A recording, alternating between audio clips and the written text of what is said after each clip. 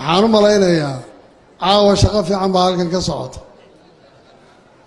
waxaana garanaynin inay tahay walqal iyo galbin midkii la odhan lahaa xafladan caleemasaarka ah ee madaxweynaha cusub ee Puntland iyo ku-xigeenkiisa waa mid taariikhi ah maanta isu keentay Soomaali aan xusuusan karayo warkii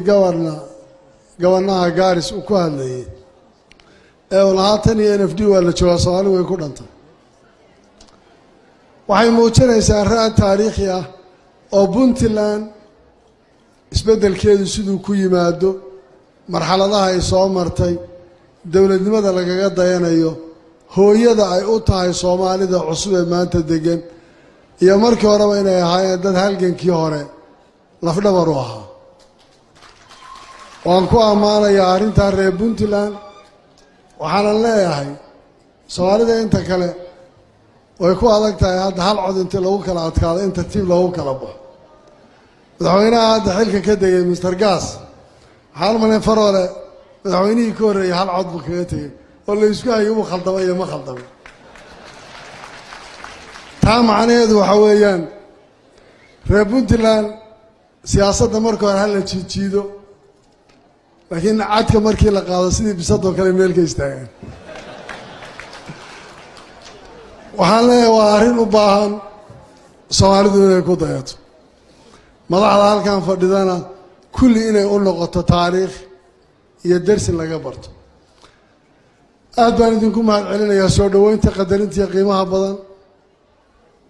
waxaan leeyahay martibanihin gurigeygii baan joognaa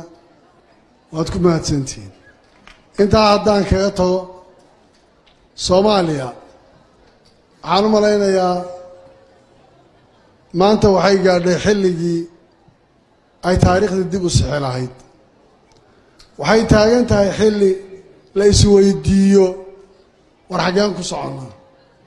waxay taagan tahay xilli qof waliba uu qoro qalin iyo warqad intuu qaato maxaad ka tegaysaa oo legacy ah dadkan maxaad uga tegaysaa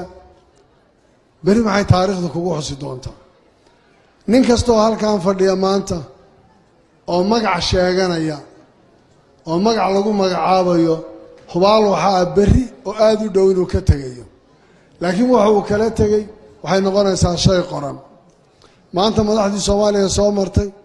oo madaxweynayaal ay nagala fadhiyaan waxaan filayaa nin walba inta talaabo oo qaaday waa la garanayaa kuwa maanta joogana berri taariikhdu way qori doontaa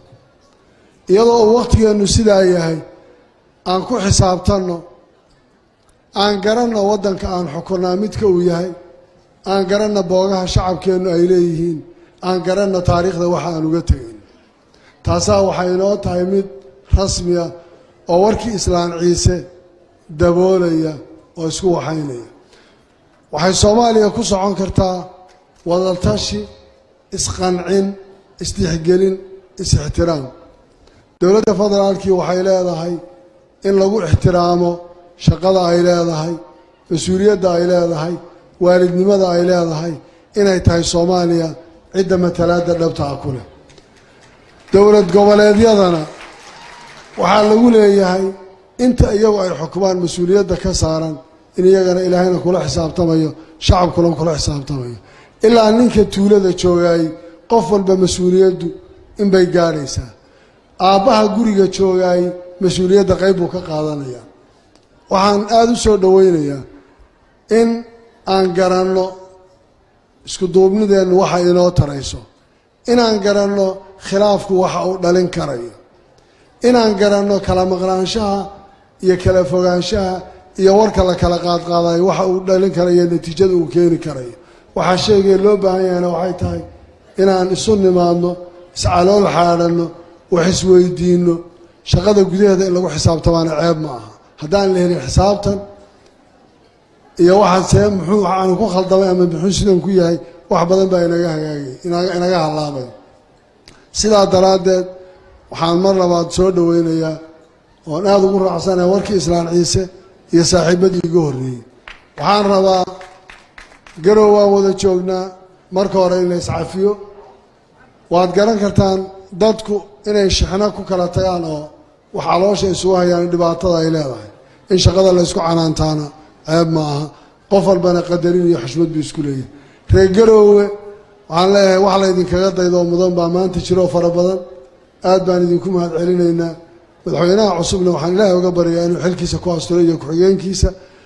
ريبونت لان أول بوي شقف عنايانه وإلا شقين شرين إنسي عن الله شقيه أنا وحنا تشيني إلى درس كقاعدنا وإنه نقطة واحد عدوى اللي بايسيد عصوك لو قلنا قنطوه دور الشهر الله سوق هذا اللي عليه رجلوا يسير دور الشهر ودع عليه وين يميله بلنا ودع على أساسنا ودع عليه ما راح دور وحنا لا هاي الله يديك يا خير وحاد سوق وتان تانية علي محمد جدير من رئيس الوزراء مدحويني سلام مع السوق دنتي يا أنت كلا هذا حلال كان يسمى كل جي وحنا يقول بالدين رجينا يا رجلوا ورجول بالدين رجينا يا السلام عليكم ورحمة الله وبركاته.